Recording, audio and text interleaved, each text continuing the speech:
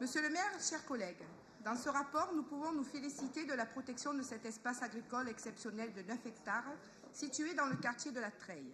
C'est un poumon vert et agricole, dorénavant protégé dans le 11e arrondissement de Marseille. La préservation du domaine du Vallon des Dousses est un long travail mené depuis près de 10 ans par la ville, la métropole, la SAFER et plusieurs associations, mais sans concrétisation jusque-là. En 2022, avec l'aide de la SAFER et des services de la ville, ce travail a enfin abouti. La SAFER a fait le choix d'acquérir l'ensemble des lots du Vallon des Dousses. Les parcelles en zone AU ont été reclassées en zone agricole. D'ailleurs, M. Souvestre n'est pas là, c'est dommage, il est parti. Mais voilà, il y a des choses qui se font dans le 11e arrondissement. C'était aussi pour la petite histoire, c'est important de le dire. Donc, ce rapport s'inscrit dans le cadre d'un appel à candidature de la SAFER pour la rétrocession des terrains.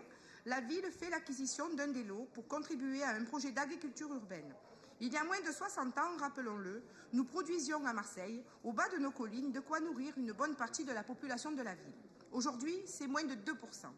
Alors oui, vous pouvez compter sur la détermination de la ville pour reconquérir les quelques poches agricoles qui nous restent dans le 11e, mais aussi dans le 13, 14 et peut-être d'autres, non pas pour les laisser à l'abandon, à l'état de friche, mais bien pour accueillir des services agricoles, des espaces cultivables et d'éducation aux vivants, des espaces pour nourrir nos populations. À l'aune de l'urgence climatique, la ville de Marseille, lauréate de la mission européenne des 30 villes vers la neutralité climat 2030, se saisit de cette opportunité pour implanter des agriculteurs qui viendront alimenter en produits frais et sains ces cantines scolaires. Pour l'heure, un dialogue a été engagé depuis plusieurs mois avec la SAFER et plusieurs partenaires potentiels, collectivités, associations, etc., afin d'étudier les solutions possibles garantissant un projet viable sur l'ensemble du site.